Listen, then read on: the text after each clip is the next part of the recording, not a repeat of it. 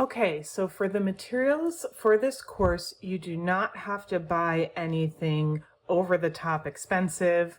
Painting supplies can be really expensive. There's a lot of stuff out there, but we're gonna use the basics for this class. So you don't have to get exactly what I have. If you already have some things, you can use what you have. There's some optional things. So first, we're going to talk about painting surfaces. So this is what you're actually going to paint on. And I'll be using these canvas boards, which are basically just like cardboard with canvas wrapped around it. You want a prepared surface so it's ready to paint on. There's so many different types of surfaces you can paint on. The reason I like these canvas boards is because you can get them pretty inexpensively in packs, and they're easy to frame. So if you do end up loving the painting, you can throw it right in a frame and not worry about it. I don't have an example of this, but there's canvas that's stretched around a wooden frame that you might see. Those can be a little more expensive. If that's how you like to paint, that's great. You can also use watercolor paper and gesso it. So you can get any watercolor paper, any size. You can technically paint right on paper, but what happens is it absorbs into the paper, so it might not be as enjoyable. But if you gesso it, and gesso is basically just like a white acrylic paint. This is watercolor paper that I've gessoed, and I actually mix some acrylic color onto it, into the gesso, to make a color. So sometimes I don't like to start with just a blank white canvas. But for this class, we will just be starting with white canvas boards. And if you have things like paper or canvas stretched around a stretcher, that's great. You can use what you have. If you have a bunch of watercolor paper, you could buy a bottle of gesso, which is similar to white acrylic paint, and just paint one layer on the paper. Some people like to paint the front and the back of the paper to prepare it for painting. There's also these masonite boards. They kind of look like this, and you can buy them with gesso already prepared on one side, or you can save money. You can get these at like big sheets of masonite at Home Depot, and they'll cut them down for you. You can, paint the whole thing yourself with gesso and cut them down if you like to do woodworking or anything like that. Some people use birch boards. So if you have stuff at home and, you do that kind of work and you want to make it yourself, that's great. Otherwise, you can buy the boards prepared. Okay, besides the painting surface, we need paint, right? So the colors we're going to use are red, yellow, blue. I'll be using cadmium red hue, cadmium yellow hue, and ultramarine blue. So you can use any red, yellow, blue that you have. These are the primary colors. So you can mix them to really make anything, which we'll be doing. And cadmium is a toxic metal that is not good to inhale, but these, when it says hue, it means that it is like a artificial cadmium. So this is not dangerous. You can see that here, this has this seal on it that you learned about. So you know that it is a safe product. After the red, yellow, blue, you're going to need black and white. So I'll be using Mars black, titanium white. You can use any black and white you have. And then optional, if you want to get some extra colors, I might also use raw umber, one of my favorite colors in both acrylic and oil painting, and phthalo green. But these are just optional, so you don't have to use those. Okay, so what are we going to mix our paint on? So that's called a painting palette, and you can really use anything. I think these takeaway containers, I put them in the dishwasher, I really soak them so there's no food left on it or oils. The top of these are one of my favorite things to use as a palette. You could also use any kind of non-porous material like an old plate. Obviously, don't ever eat on it again. You want to keep your painting supplies and the stuff that you put in your mouth very far away. Even though these paints are safe, you still don't want to be ingesting them.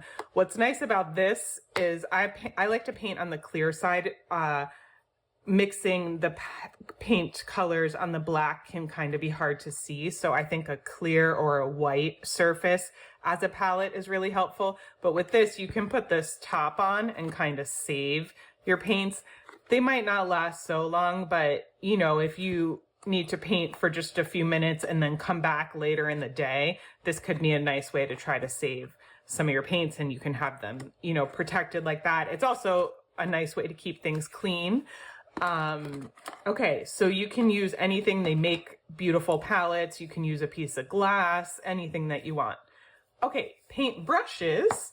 I recommend at least 3. One paintbrush that's pretty wide, so you can this holds a lot of paint and you can cover a big area with paint. And then usually I do like a medium size one to start to block out the shadows and highlights. And then I like a smaller round brush for detail. Now, long handled brushes like this are typically made for acrylic and oil paints because people traditionally would paint at an easel. So they'd be standing or sitting further from their painting surface and need to be further away, which why the handle's longer. You might have some short handled brushes or seen these around. These are typically made for water-based media like watercolor or ink, and that's because people traditionally would do watercolors on a table or, you know, one of those drafting tables that you're closer to it and you're maybe doing more detail, so the handle doesn't need to be as long because you're closer to the surface. Now, for the purposes of this class, you can use whatever you want. Use what you have. I think it's nice to have at least 3, a large, medium, and small. But if you only have 2 brushes like this, that would work great too. You don't need to buy expensive brushes. You can spend a lot of money on brushes if you want, but you do not have to. Okay, and then you're gonna need just like paper and pencil for sketching, and just like regular computer paper, any unlined paper for sketching out your compositions is fine. Any pencil is fine. So anything you have that doesn't have lines on it will work. You can use a sketchbook for this class if you want. And then for optional, you do not have to purchase this, but I will be showing you how to use this. It's called acrylic medium. So this is a gloss glazing liquid. You could also use a gloss or a glaze medium, either one. Sometimes they're called different things. There's a lot of different options. But what this does is it says slow drying extender for acrylic colors. What it does is it makes it act a little more like oil paint, where you can blend stuff together and it doesn't dry so quickly. Acrylic paints are great because they dry a lot more quickly than oil paints, but that can also make it harder to blend colors together. So this kind of glazing liquid or gloss acrylic medium will help you blend your colors better. You don't have to use this. You can use water. This just works a little better than water for that. And it's actually really fun to use. I love acrylic mediums. They make so many kinds of them. So if you can, I recommend this, but again, don't have to do it. Another optional thing is a palette knife. You do not need this, but we use this to mix paint together on our palette. It's also a fun tool to kind of paint with because you can like scrape it. But, you know, for years, I never used a palette knife and I just mixed with my brush. You can mix the paint with your brush. So that's really up to you, these optional things. So the important things you need are a surface to paint on, a prepared surface that's ready to accept the paint. So either canvas that's prepared or some kind of board or paper that you've added gesso to, if you like doing that. If you don't know how to do that and that sounds overwhelming, just get something that's ready to paint on. You need your different paints, red, yellow, blue, black, and white. You need a couple brushes, and then a palette, something to mix your paints on. And that's it, you're ready to go. As always, if you have any questions about this, just send me a message and I can help you. Just send me an email and I'll help you figure it out. Again, please don't feel like you have to spend a lot of money on this class. Just get the basics, and we're all just learning. These are exercises and experiments, and you don't have to have the most expensive thing to do well in painting. We're just getting started, and I want you to have fun with it and enjoy it and not be stressed out over the materials.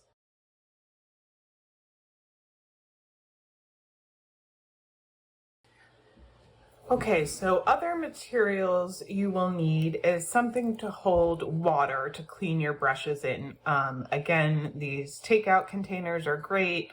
You just want to wash them thoroughly or put them in the dishwasher to make sure any kind of oils and stuff is off of it. You can use a jar. I don't recommend using a mug because it's not clear and you might pick it up and drink it by accident if you also have coffee near you. So I try to use a container that doesn't look like something I'm going to drink or that's clear, because you do not want to be drinking your paint water. It happens. And even though these paints are safe and non-toxic, they're still not safe to ingest. They're safe to use. So while you're painting, you can kind of throw your brushes in here and let them sit if you're gonna not leave them for too long. But letting your brushes sit in water, they're wood and metal, is not great for a long period of time. So what I usually do is I kind of tap it on the bottom, and then I'll get the excess paint off as much as I can, and then I'll let it sit like that. And another great way, paper towels is another useful tool. Or if you have, I use old t-shirts all the time and I rip them up instead of just throwing them in the garbage, and I use them as painting rags. So you can use a paper towel and wipe the excess paint off, and then come into back and kind of tap on the bottom of your water jug. And you can see until the paper towel is clear, all that paint is off. If you leave paint sitting on your brushes, they're going to harden and get ruined, which is not fun. So this is, using the water and the wiping off on the paper towel is if you're going to get up and take a break, or you might come back to painting in a couple hours or a couple minutes. That's what the water is for. If you're done painting for the day, you want to go take your paintbrushes to a sink, and I just get the cheapest bars of white soap. I buy them in bulk. I keep them in another container that you can see is very well used under my sink, and this one has a top that screws on, which I actually leave off because I don't want it to get moldy. But I keep this under my sink where I clean my brushes, so it's just always there when I bring my brushes in. So I'll bring this into my sink and then grab this soap. And the reason I use white soap is because you brush it on here under the faucet. So imagine there's faucet water running and I'm brushing it on here, and you can tell if there's any paint on it or not, because if there's paint, it will come onto the white of the soap. So that's why white soap is good. So I just brush it on here until the soap looks clear and there's no paint on it, and I brush it on here. You can see this one still has a little, so it take a while. The water's running, we get it till it's clear, and then I just run clear water, no soap, over my brushes until they're totally clean. If you don't have the soap, you can just really rinse it under the tap until the water runs clean and you don't see any more paint. If you buy yourself some nice brushes, you definitely want to make sure to take care of them. There's all kinds of brush cleaning soaps that are marketed to you. I just buy the cheapest bulk white. As long as it's white, it's helpful because then you can see if there's any more paint. And then for your palette, this is, if you want to keep some of the paint, it doesn't keep for very long. Acrylic paint doesn't keep for very long. If you've painted with oils, you can keep them for longer. But if you're coming back later, but you want to clean up this area, this is what the palette knife is helpful for. I can take this and I usually move it off to the side, kind of scoop it up. anything that I might use later. And then you can kind of scrape it with the palette knife, which is actually fun. And then I'll scrape it on the side. And so these larger kind of clumps will last longer. So I scrape off, and I'm using my paper towel, wipe this. So I try to get all the paint off my palette knife, which you can see I'm not always successful with. And then I wipe the excess off my palette. And if you don't have any paint to keep, then you can run this under the sink too with soap and water. And then just make sure to dispose of these paper towels in a safe place. Or if you have rags, you know, you can rinse them out and reuse them. Like I said, old t-shirts are great for cleaning up.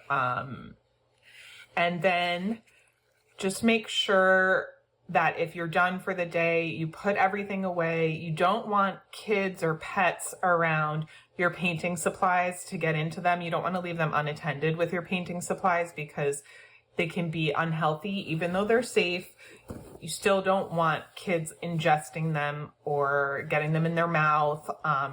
So just make sure to clean up. I think if you're not sure if you're coming back to painting, it's always good just to clean it up and get it ready for the next day.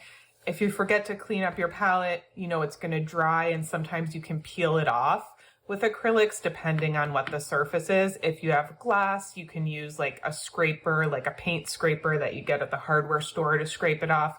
That's why glass palettes are kind of nice. But I always recommend just to clean up your palette if you don't know if you're coming back to painting, because it can be very annoying to try to get it off later. So this is like one of those things to set yourself up for painting later. And then, you know, you want to clean your water constantly. So you're going to like dump this out every time you clean your brushes. And sometimes within a painting session, you might dump this out a couple times just to keep your brushes nice and clean.